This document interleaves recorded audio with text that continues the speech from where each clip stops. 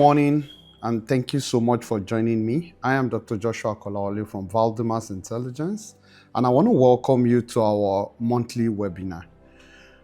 Thank you so much for sticking with us from January till date. It's been a journey, and I just want to drop this that from next year, it would become a bi-monthly webinar series. Bi-monthly meaning twice a month. And then the date will be announced ahead of time. So I want to appreciate everyone who's stayed with us through thick and thin, who had shared it with friends, families, colleagues, and looking forward to a greater 2026. And just because of that, that's why we have today's topic saying leading change beyond self, driving socioeconomic transformation globally. So I would like you to try as much as possible to listen and listen completely. Make sure you have questions noted down along the line of the presentation. So thank you so much for joining, and let's start. So I start with this quote that says, "True leadership is not about transforming ourselves alone. It is about becoming the catalyst for transformation in our communities, nations, and the world." So this is the goal. You want to get yourself to the point of personal transformation, but it doesn't end there. It ends when that personal transformation becomes a tool for you to then start transforming people in your neighborhood, your family, your community, your nation, and then ultimately change the way the world views things, like shaping culture, altering the dynamics of things, especially on a larger scale. So that's the whole idea of transformation. And you understand that we live in a world now where transformation is actually the critical word to use as against gradual change, because we have a world where things can rapidly evolve. In fact, it looks like in recent time, if you hear about flooding, earthquakes, the rate at which the flood water rises, the number of feet it takes in an hour, it's becoming something scary that people wake up and they find themselves within 4 feet of flood. And they're wondering, I just slept like an hour ago. So we need to start understanding that whatever we need to put in place now has to be transformational. And that's the essence of today's conversation. I want to put a global context to the conversation today. And most of my example will come from a global dynamics. I know at a point we need to break it down into personal, but I'll more likely focus on the global concept so that we can understand what the burden is for us, especially when you're focused on global leadership. The world, from analysis, had hit a very high global conflict intensity of late. You see the pressure between the United States and Venezuela. You see, and I'm starting from like the latest, the Middle East. You can see Ukraine, Russia, and even within nations. Within continents, within nations, you can see a whole lot of rising tension amongst nations to nations that used to even be allies. It's been said that 2/3 of the countries of the world, or of the people in the world, live in areas where there are rising inequality as we speak. Is that there's racial inequality, or there is gender inequality? There's one form of inequality or the other. Another challenge that we have in this real world is that about 60% of people live in mistrust about their leaders. And that's a major issue. In organization, you see people don't even trust their immediate supervisor. People don't trust their manager. People believe he's only saying that to keep his job. People don't trust the president of nation. When they speak, they will say he's only doing that for people to join his party. He's only doing that to protect his own wealth. He's only doing that to protect his own interests. In fact, I was listening to the president of Finland speaking in, I think, June this year, and was talking about the relation between Finland and Japan, of course, and how they have some closely related tendencies or virtues or dynamics like value system, strong value system, interest of nations, and even the dynamics of power as the cases. So if you look at that at national level, but if you drill it down to personal level, at leadership level, you will see that one of the greatest causes of the mistrust is the value system of the leader, the interest of the leader, either the use of power or influence by the leader. All these key things are crucial factors that decide or determines if someone as a leader will be trusted, if you as a leader will be trusted. And when I mean leader, you could be the father of a house. It doesn't have to be some big deal. You could just be a boss in an organization. You could just be you could be given a program leadership, or a small project to manage. Those are key areas where you need these clear virtues, that the value system that is established in that home, in that environment, is it sound? Is it transforming? The interest of the people, your interest as the leader and the interest of the people, is it guided by those values? And then how do you leverage the principles of power and influence? Because all these will determine if they will trust you, and that will determine how well you can transform the organization. So on the other frame, you would see that with leadership in this form of polycrisis world, then it becomes much more difficult for you as a single person to have that individual brilliance and be able to alter things around. You will need people. You will need brilliant team. You will need those teams to show up with enthusiasm. You will need them to show up with intelligence. You need them to show up with a level of collaborativeness, and you need them to show up with sound level of character. And that takes me to the next point, because our privileges create responsibility to uplift others and safeguard the planet. Every privilege we're given either to lead or to steward resources. It's an opportunity for us to help the world. It's not about us alone. It's about the bigger picture. So, which leads me to saying that teams outperforms individuals. Collective intelligence is what drives innovation and what drives resilience. So this is the crucial question that should come to your mind every day. How do my actions empower others and uplift my community? Whatever choices you want to make, at every point when you want to decide to give up or to cave in, can you ask yourself, will this giving up impact others? Will it impact my children? Will it impact my students? Will it impact people that are looking up to me? Will it impact my siblings? Will it impact everyone around me? So when you analyze something beyond yourself, you will see a better reason to find that energy to keep going on. So we live in a world where we need leaders who think beyond themselves, and that's the thrust of today's discussion. Why do 70% of transformation fail? And I really want to dive deeper at this point, because understanding the barriers to excellent form of transformation is crucial. Before you set up yourself on a journey where the barriers are high, you need to really be prepared to know what are the key things you need to overcome. On the cultural and behavioral barriers, you would see that 37% of employees resist change.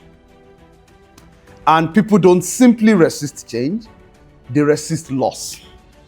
They don't want to lose their either competence, their identity. They don't want to lose either a material possession or a material advantage that they get.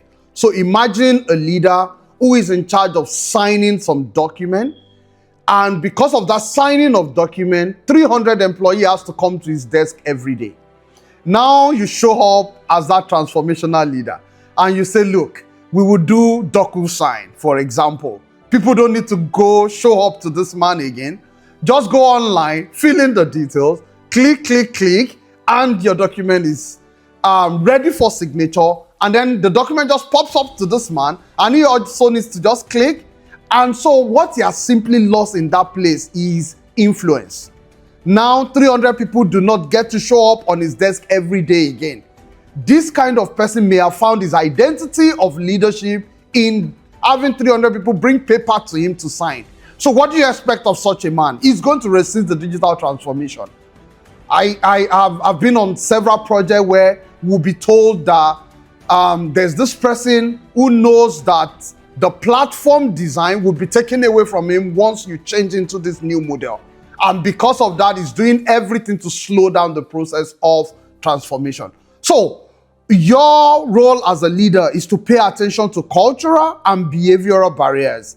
A lot of people, up to 75% of people, feel overwhelmed about rapid and multiple changes that are happening continuously. At institutional level, I need you to know that every institution have what they call institutional memory, historic barriers, and the power structure in an organization. People create that structure to keep themselves comfortable in the position. So when you challenge that structure, you're not only thinking about reshaping the structure. What you're not seeing is that you're actually challenging people's authority, people's stability. And people want stability.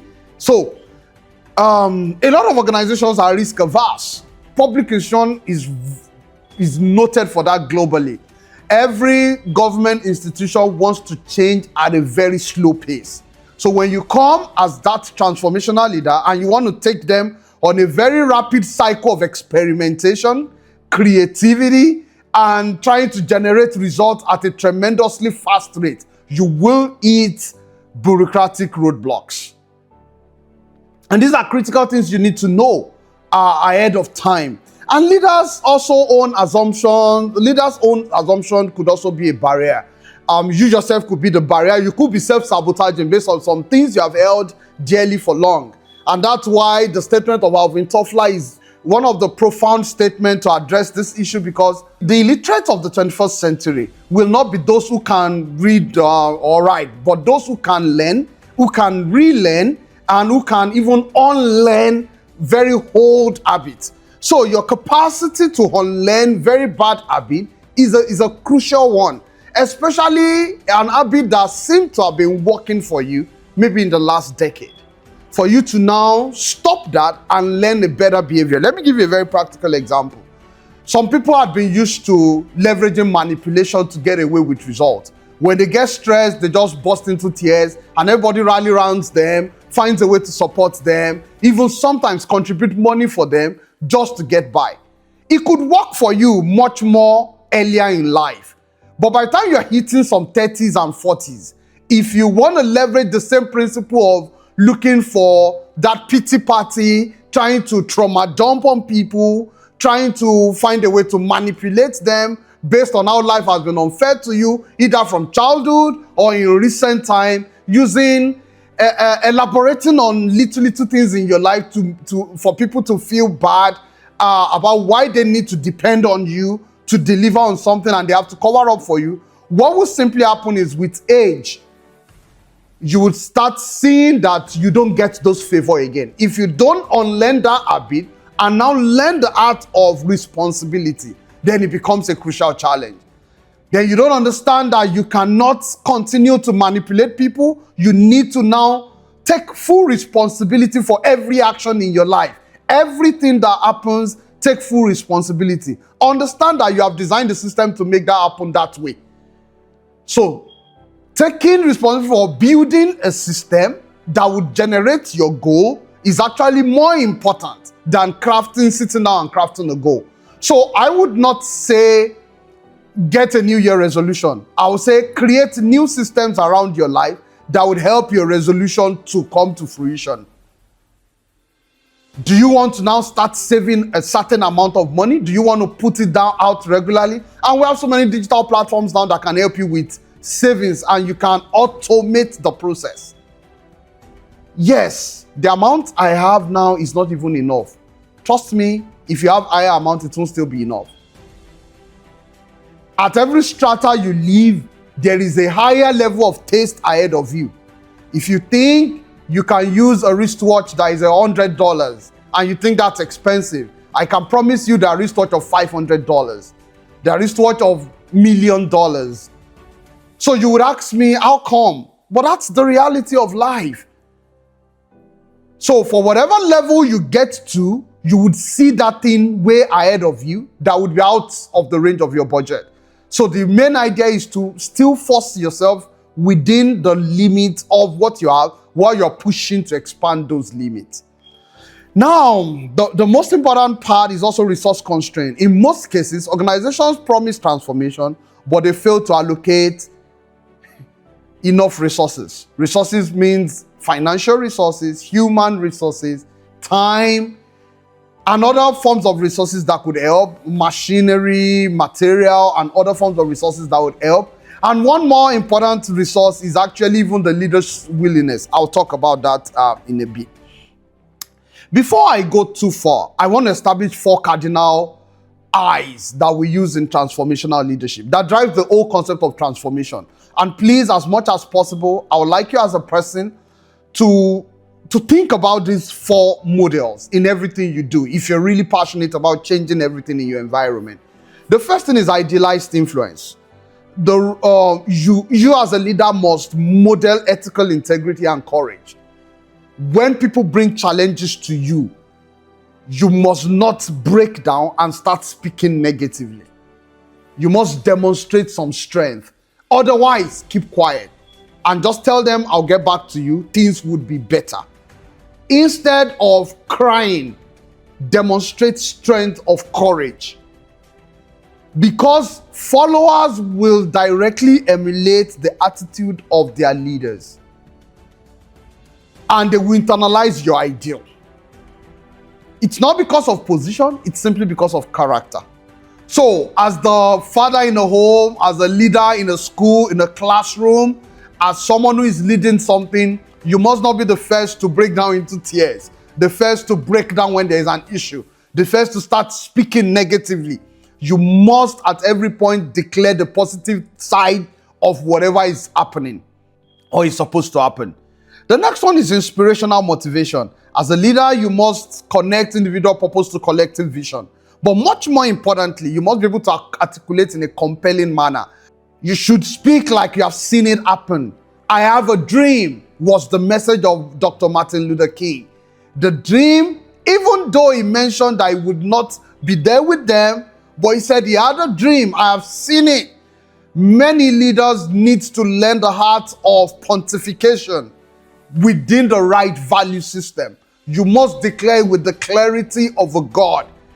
So if you as a husband is talking to your wife, as a father to your children, as a leader to a team, you must declare with clarity of vision, of purpose, of ideals. You must speak and articulate and express optimism. Every time as a leader you sell pessimism, you have destroyed the path to transformation. I was on a journey with my late dad many years ago, and they were organizing a program, and someone had called him on the phone. And one thing I noticed about the conversation that went on was that he kept giving them a lot of motivation, a lot of inspiration. And so when the call finished, I asked him, how come you're speaking with this audacity? Where did you get this strength from? And he said, if you're going to be a leader, one thing you must hold is you must be a seller of hope. That word stuck with me that night. I remember the exact spot where we were in a car, we're driving back home. The exact spot where he said those words. You must be a seller of hope. At every point, if everyone meets you, even when the condition looks so terrible, you as the leader must sell optimism. You must sell applied optimism. You must sell hope with wisdom. And it must be geared towards achieving an ambitious goal. So, inspirational motivation. At every point when they meet you, you must feel inspired and you must keep declaring positive and keep going forward. The next one is intellectual stimulation. As a leader, you need to read, you need to study, you need to listen to videos, you need to learn. Continuous learning will drive innovation. When you role play a lot of scenarios in your mind as a leader, by the time anything happens and people come back to meet you, you're ready to handle the circumstance, or you know who to connect with to support in handling the circumstance. So your role is not only about knowing. In some cases, you may not know technically, but you must know what the next step should be. what the next approach to try.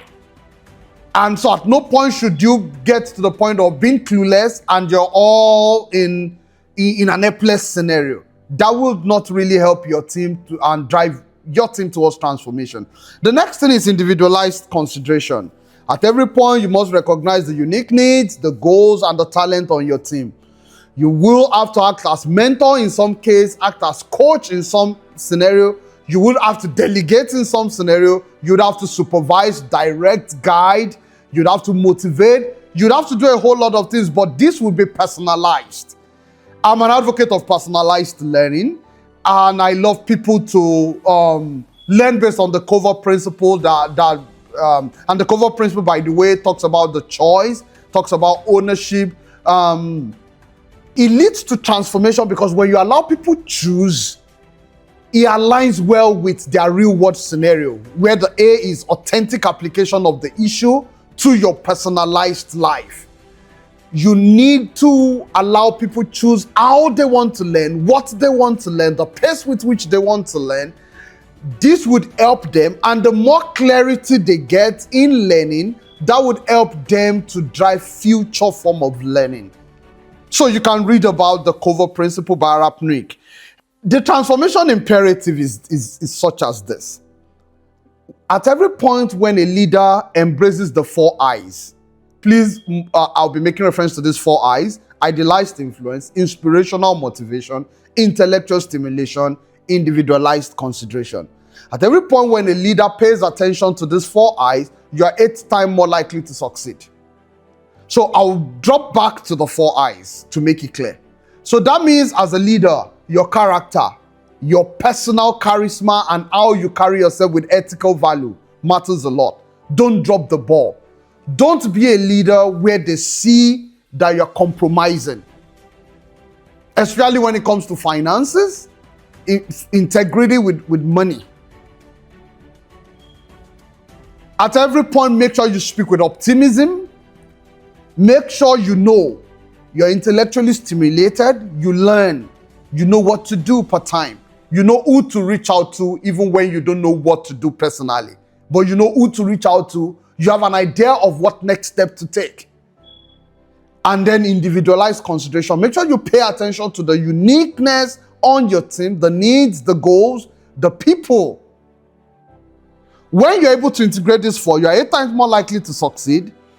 You have, because 70%, I mentioned that 70% of transformation fail to achieve their goals, but you would have a higher success rate when you're able to model good behavioral change as a leader. So it's not, we need to make something happen. You must demonstrate that energy, that enthusiasm. Even when people bring negative news, you have to find a way to turn it around and get wisdom to resolve the issues and the problem.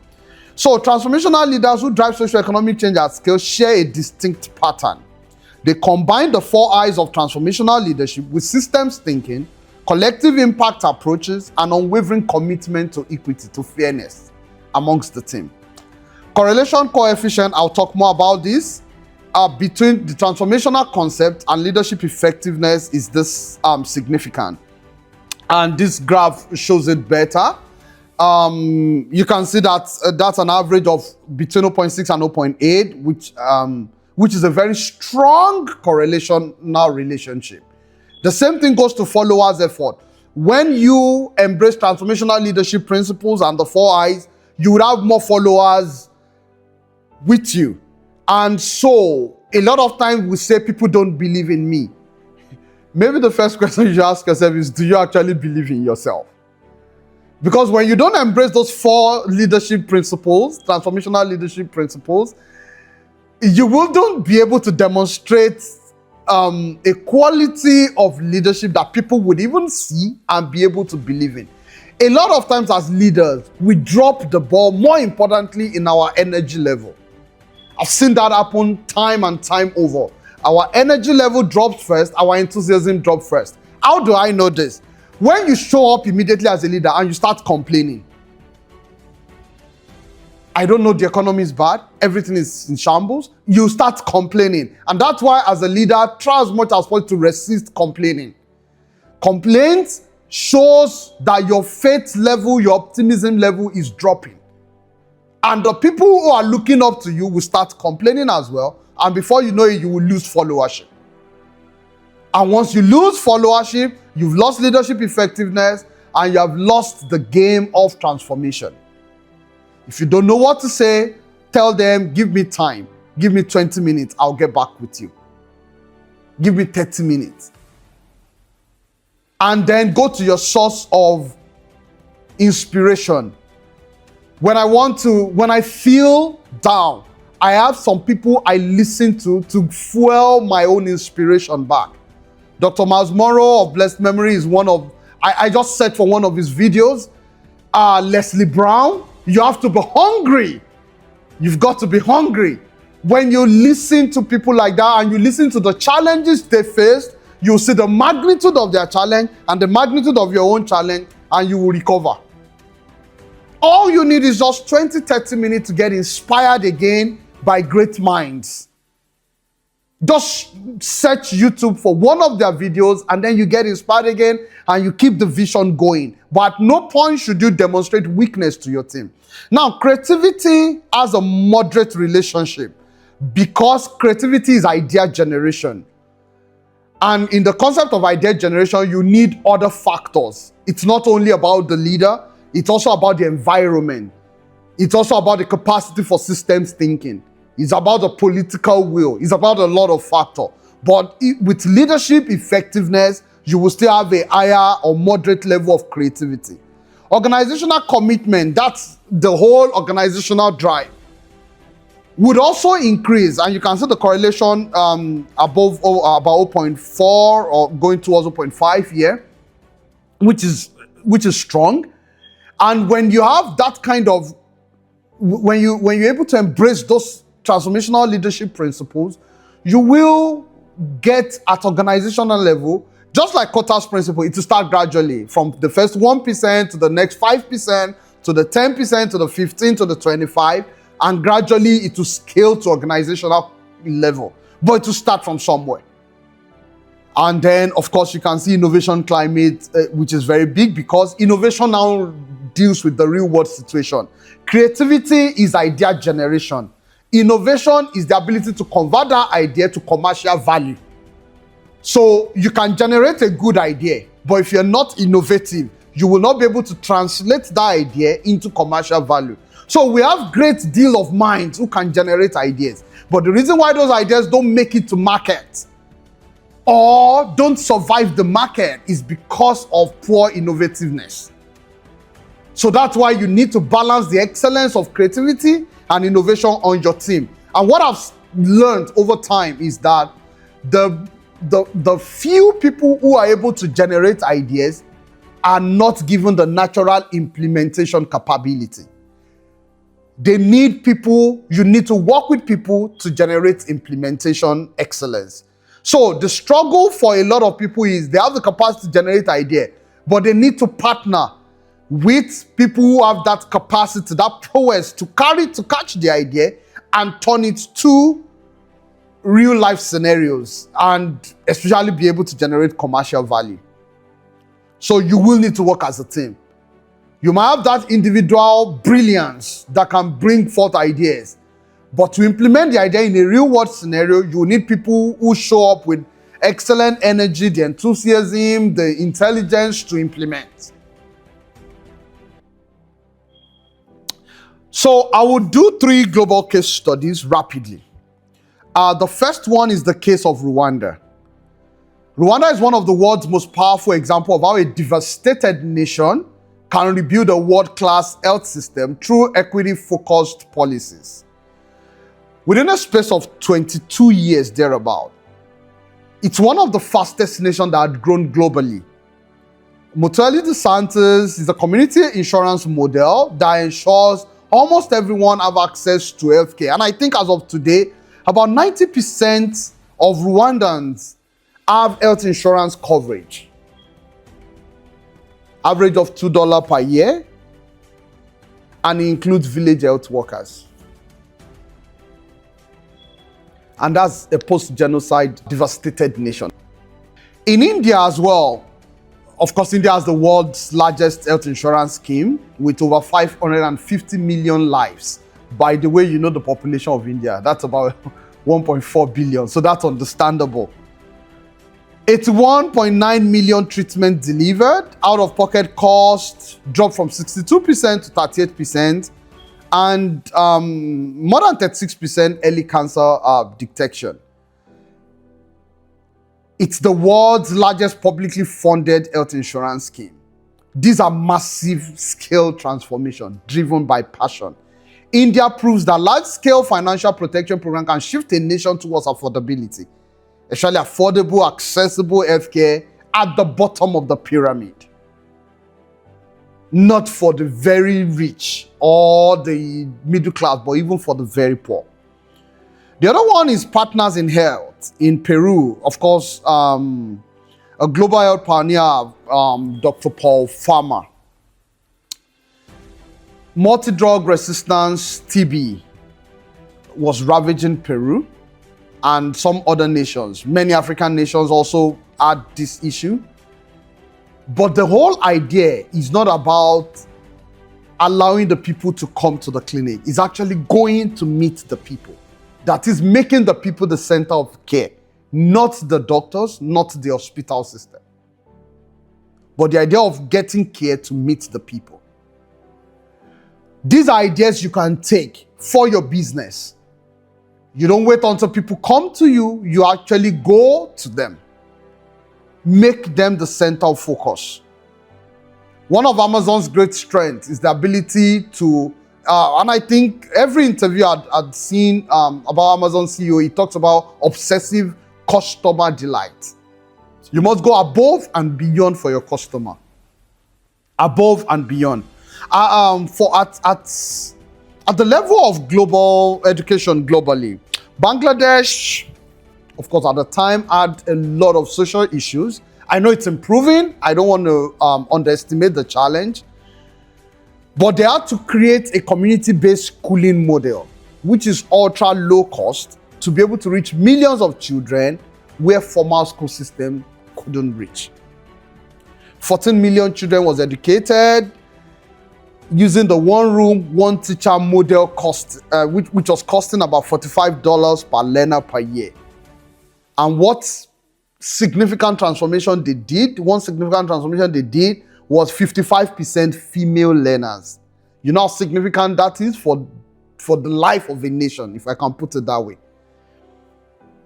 So, these are transformational initiatives and ideas that people had actually implemented. M-Pesa in Kenya, and one of the popular ones that, if I don't mention, it's the Grameen Bank idea in Bangladesh. Muhammad Yunus. The popular name is Banker to the Poor. You can read about that article. One of the world's greatest innovative borrowing scheme or microcredit scheme that led to he has 95.53% loan recovery rate, which shows a portfolio at risk less than 5%. 97% of the borrowers are women, and he won the Nobel Peace Prize in 2006. He started with $27 to 42 women. He said, poverty is not created by poor people. It has been created by the systems we have designed. And for those women, he redesigned the system to favor them. At geographical level, I'm trying to paint a picture to you here. At geographical level, Medellin, one of the major cities in Colombia, noted as the model capital, turned around to be the most innovative city. It's the world's first public transit cable car. It's the world's first public transit cable car system designed for a city. It has library parks in the poorest area for people to read, to study. They invested in marginalized neighborhood first. And poverty fell within a space of 5 years by almost 9%. Estonia made up their mind to be the world's first digital society. 100% government services are digital, which ensures 100% transparency. 89% of citizens use e-government. You can start a company in less than 3 hours because everything is digital. You can search your name immediately and validate the name, make payment, and there you go. You have your number. to start a business. You can file your tax. Everything is digital. And that minimizes the influence of human. And of course, it has the highest unicorn per capita in Europe. It's a direct relationship. Malawi is also undergoing some digital transformation. Internet prices is rapidly dropping. 7 million new internet users. 19K youth trained. And of which out of the 19, 10,000 are female. 640 government sites connected together, synchronized together. So you don't have to fill this form separately and then go to another organization and get to fill another form separately. Everything is integrated. So these are commitments that happens when you make up your mind to lead beyond self. That is the idea I'm trying to sell. When you work with a team and you decide to lead beyond self, you can turn around your neighborhood. You can work with 5, 7, 8 other people and turn around your neighborhood. You do not have to wait for who is the chairman or the mayor or who is. You can start from training. You can start from increasing. You can see the banker to the poor model, just a small amount of money to 42 women at the start. And today they've disbursed over $41 billion. So it's just an idea that can start as a small thing. And my goal for you is, as we go into 2026, this is the whole idea. I need you to start thinking in systems. Understand what your personal mastery is, your mental model is, your shared vision is. Understand how to work as a team and build something great. Think about collective impact. How do we generate common agenda? So whatever concerns they've raised in your neighborhood, common agenda, shared measurement, how do we mutually work together? How do we ensure continuous communication? How do we get a financial structure to support us? What will be our rule for capital formulation? Then I would implore you, as a system thinker, think about the theory of change. Let's define the challenges. Once you have the list, what are the inputs we want to use to address this challenge? What are the activities or the processes that will go into it? What are the outputs and the outcomes and the impact? Now, I want to warn you at this point.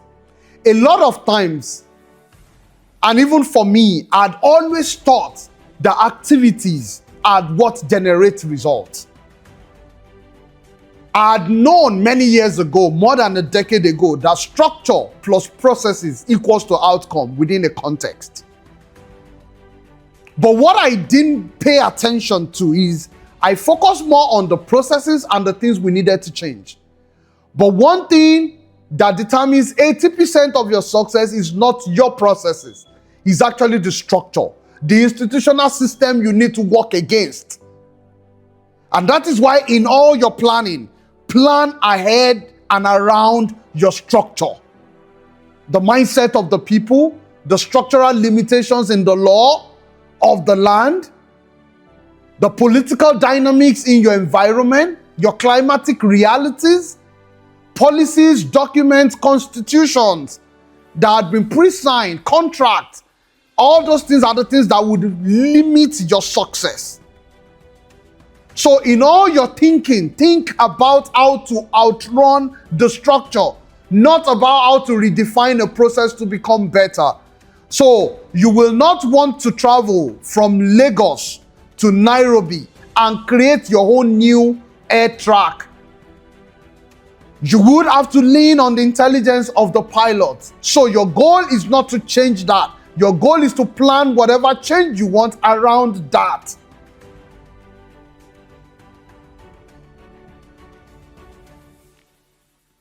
So your goal is not to expect the president of your country to die by 2026 so that things can change, or for a coup d'etat to happen and he be removed. That's not going to happen.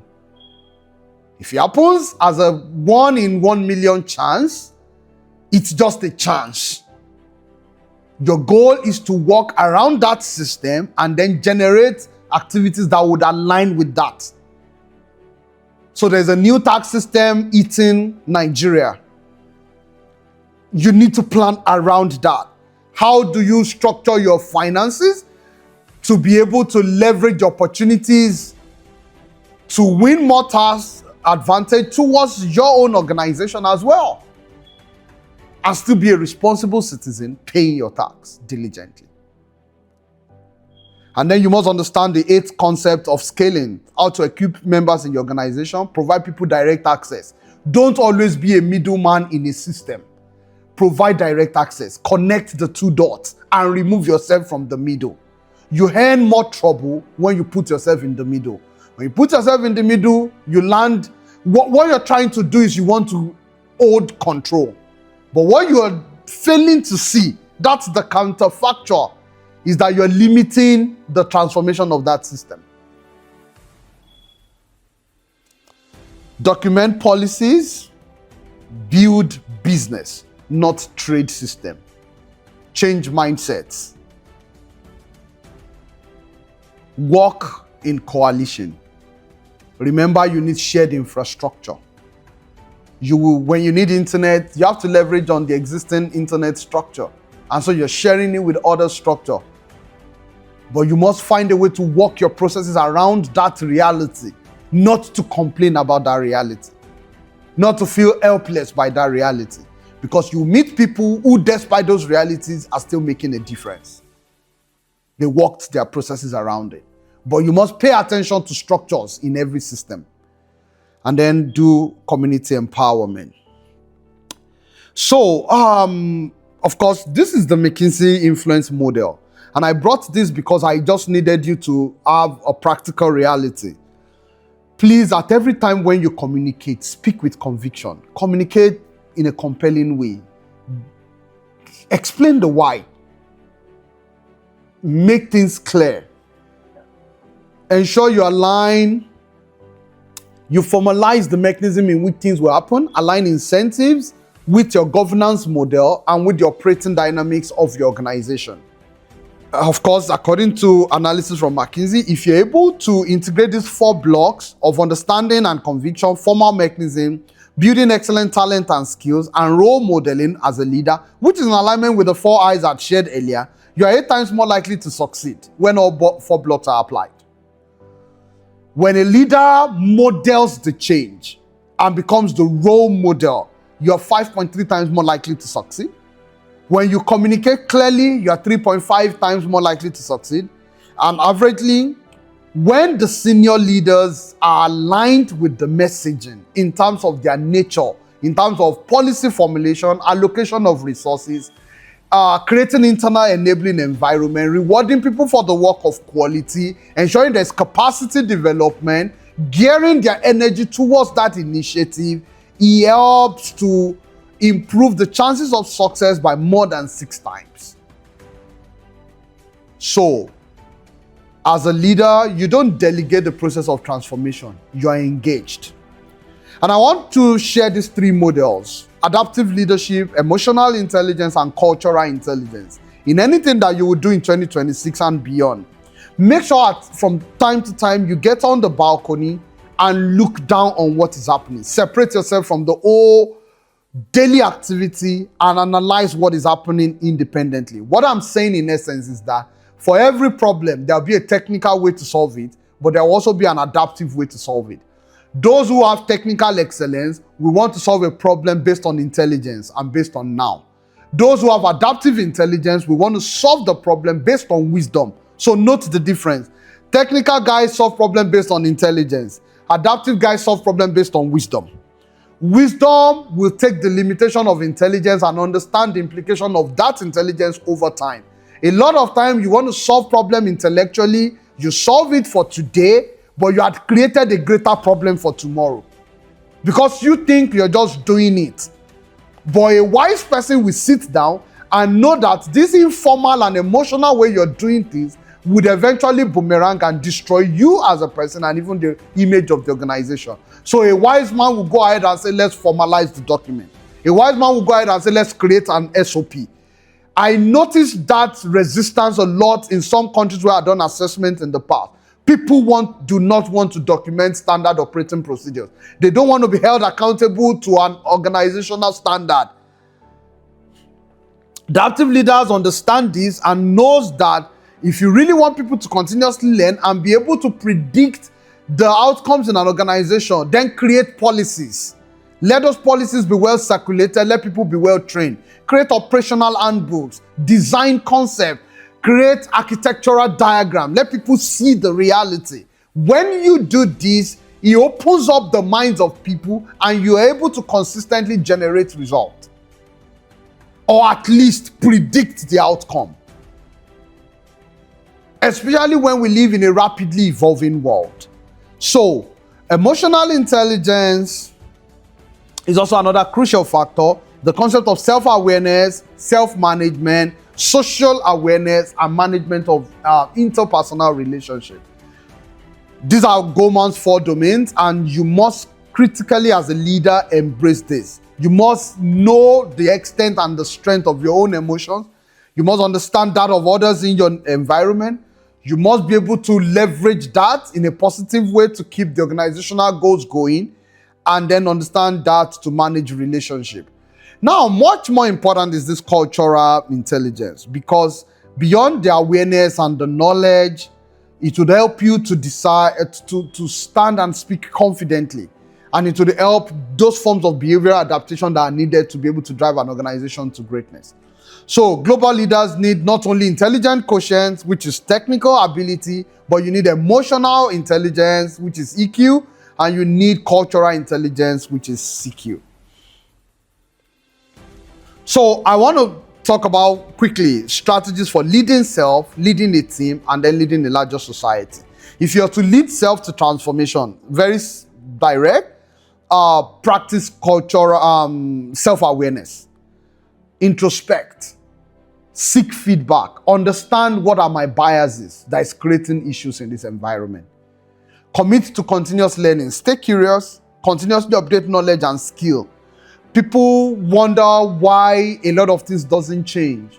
What they don't get is that it's not the first video you listen to that changes you.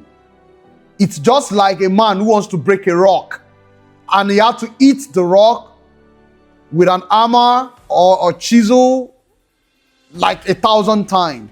And on the 1,000th strike, the rock split into pieces or particles.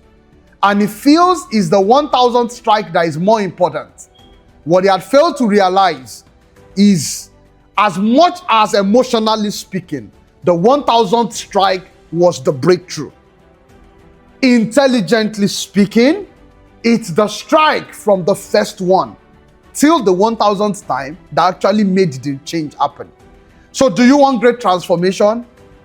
You will continuously to listen to those series and sequences of videos that will challenge your thinking, that will reshape the view of your mind, because you have other realities around you that are struggling with those realities that you're listening to. So it takes time from learning to move from your conscious mind to your subconscious mind. And it is when it becomes resident in your subconscious mind, that is when practically you have become. So the game of moving from or becoming is a game of learning new values, new interests, new dimensions of identity, moving from your conscious memory to your subconscious memory. And that's why a lot of people have sound conscious knowledge, but it's not demonstrated in the reality they demonstrate every time, because it has not found a way to marinate from their conscious mind to their subconscious mind, which is a larger pool and determines what you will do as well when you hit a challenge. So you must also have the capacity to build resilience, tame your emotions, work on your emotions to become strong. Jokingly, if I ask for something from my wife lately, she would just say, well, I expect that to happen. You're an adult. And that's a statement of emotional stability. It's not like you're being insulted. Well, maybe I understood it that way because I've also worked on my own emotions over time to stabilize it. Because I understand both good and bad can generate outcome of good. And if you're not careful, both good and bad can also generate outcome of bad. So if you stabilize your emotion and you balance things, you will generate an adult-rated result, which will be good. irrespective of what the circumstances is. So the whole idea is not about the circumstance. It's about your emotional stability. If any little thing happens, the next thing you flare into tears, you flare into anger, you want to destroy what you have built over years, then that means you're not ready for the journey of greatness. So you must work on your emotions and develop coping strategies around you. So if anyone asks you about something that doesn't, tell them you're an adult. Deal with it. That's the meaning. Life is not fair. Yes, life is not fair. You have to live with it. And why should this happen to me? Yes, it should happen to you. Who else should it happen to? Now it has happened. Create a system to work around it and keep building your life on. So you must brace up yourself for the harsh realities of life, and you must brace up yourself to enjoy the great realities of life. You will have to sit down for 7 hours to read. Yes, that's the reality ahead of you. If you want to pass this exam, you would have to sit 7-8 hours consistently for 2 weeks or for 10 weeks to read. That is the reality to pass this exam. So deal with your emotions, work on those 7-8 hours, sit down and read. Create a system around you that will generate power. Oh no, they will take out power when I want to start to read. Then create a system where you have a rechargeable lamp. Create an alternate system. Do not think like a child and assume things will just work automatically because you are who? Why should they not take light for you? Those are the realities. So if you want to lead self, you need to build resilience and be strong in your emotions.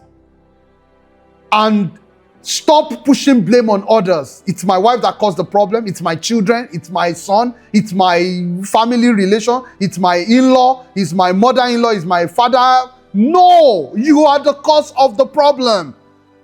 Other people have the same reality or even worse reality than you, and they are dealing with it.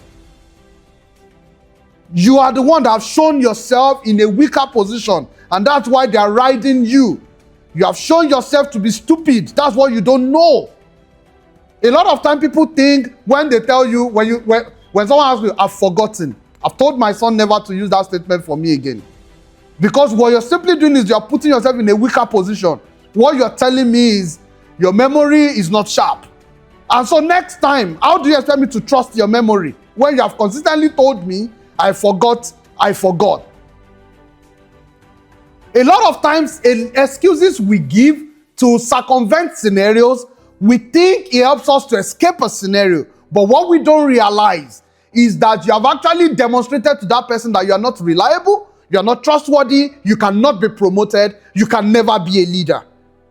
And so when leadership opportunity now shows up, you will now be crying that you're not being given the opportunity to lead. Whereas you've always demonstrated consistently that you can't be trusted with leadership. You showed up at work, you sat down from morning till evening. You didn't contribute to anything that is ongoing in the organization.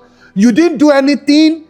And now when it's time for salary change, you're asking for increment in pay. Sorry, can you justify why you should be? But emotionally, people will say, yes, I've worked for a year or 2 years. I should get a raise. You shouldn't. You have not generated results. So you must learn to deal with your personal emotions and be realistic with yourself.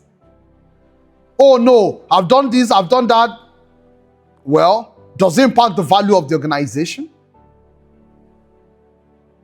So when you speak some foolish statement, it actually presents you as being foolish to the people.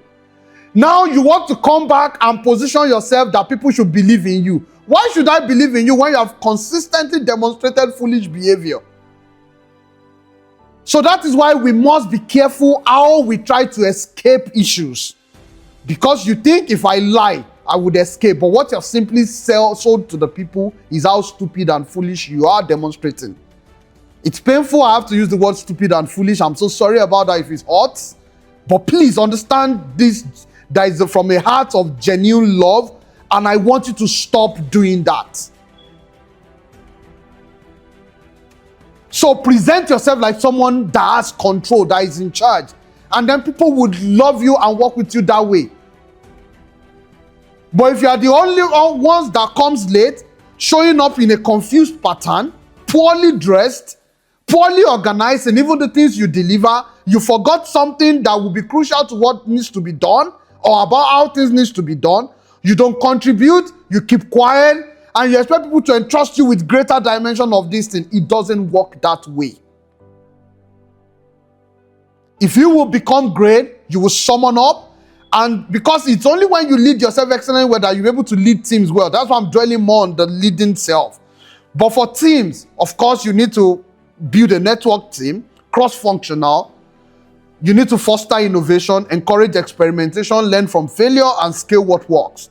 You need to promote diversity. You need to recruit and empower different voices, ensure fair processes, establish transparent governance and social impact metrics. I have this challenge constantly. People say, why do you want to give feedback publicly? Call me to the back and discuss with me one-on-one. You see, one of the greatest reality of life is if we don't embrace truth in a transparent way, we're not ready for transformation. Truth in a transparent manner leads to transformation, because I'm not only solving the problem at a personal level, I'm solving the problem at a social level when I give you a public feedback in an organization. I'm solving it at a social level because it's not only about you, it's about the team, it's about the whole organization. And if I don't solve it at a social level, we can still have a one-on-one later, but let's address it publicly first. Because sometimes your misbehavior too is being seen publicly. So why do you want to be addressed privately? The impact of your misbehavior is reflecting publicly, but you want to be addressed privately to show that they respect you. That's not seeking for respect. That's you finding a way to manipulate source of power for yourself. If you really want genuine respect, you will demonstrate good behavior and you will earn the trust of others. Leading in a society is slightly different from an organizational dynamics, because at societal level, there's concept of societal protection, equity, universal services. Of course, equity and fairness in a society is also a function of many factors, and that's to involve a lot of engagement. You must invest in people on a larger scale in the society. You must build coalitions, and then you must champion projects. You must accelerate projects at the societal level, because there are sometimes it will be a crisis issue, and you must find a way to accelerate solutions to those projects while still maintaining operational excellence with other existing projects. So you can imagine an outbreak an outbreak. You have to address the outbreak, but that does not still remove malaria, does not still remove other infections from the society. The fact that the world had COVID doesn't mean that hypertension, diabetes, and other diseases are still not ravaging the world. COVID only came as a rider upon those. So as you're creating systems to address COVID, which is the core crisis we're dealing with now, you must also not lose focus of operational excellence across other systematic issues you've always had. You can apply this to every area of your life. The fact that we lost someone in the family now does not mean the other member of the family should not do well. So just to wrap it up, I will take this statement from Satya Nadella. He says, one of the crucial things that made Microsoft to be able to transform themselves when they became stagnant in the early 2012, 2013, 2014 was they had this know-it-all culture. You know, they've gotten graduates from all across the great minds of school, great pool of schools, and they believed they missed out of the mobile revolution. Their stock went flat for decades until a new mindset came, which is learn it all mindset. Empathy then became the core competence, and growth mindset was driven across the organization. One key thing he said is that every person, organization, and even society reaches a point at which they owe it to themselves to eat a refresh, to think, to rethink, to re-energize, to renew, to reframe, and to redefine their purpose. Every time I call this the concept of the living mind. You birth new vision, new ideas. So as we go into 2026, I want to encourage you, new visions, new vistas, new horizons, new initiative. You must bring in the energy, deliver yourself, push yourself to wake up early and redesign new things. Get energized, because in the momentum, a lot of things will change for you and you would grow. So success can cause people to unlearn the habits that made them successful. Culture transformation requires humility, and continuous renewal. The success of 2025 is established already. Please, don't let that 2025 success be the limitation for 2026 success. Test yourself in a newer water. Scale to new things. Change something that would help you in the direction of your goal. Your leadership journey starts when you know your why, when you know that is the world better off with you existing in it, where you learn to leverage your system well, and you know that I would attempt this even if I believing that I know I wouldn't fail. But the idea is, even if you fail, you will still attempt it. Even if you know you are going to fail, you will still attempt it. So reflect on your purpose. Look at the vision of the world that you have around you, and please communicate with clarity. The time is always right to do what is right. Dr. Martin Luther King Jr. Thank you so much for listening. I'm Dr. Joshua Kolawole from Valdymas Intelligence. Visit my YouTube channel, visit Valdymas Intelligence website, and you'll find a whole lot of other videos that would help with the transformative journey. Do not forget, it's not the first video that will transform you. It's not the first video in the first year that will transform you. I listened to Leke Alder in 2007, thereabout. That video is still running through my mind till date. But I've listened to several other thousands of videos over the years. So it's not the first one that will transform me. It's the continuous listening, increasing the momentum, that would actually alter things. So please, let's go on this journey together. You can also purchase courses, materials on the website that would actually drive the process of transformation. I want to appreciate everyone for joining. Thank you so much, everyone.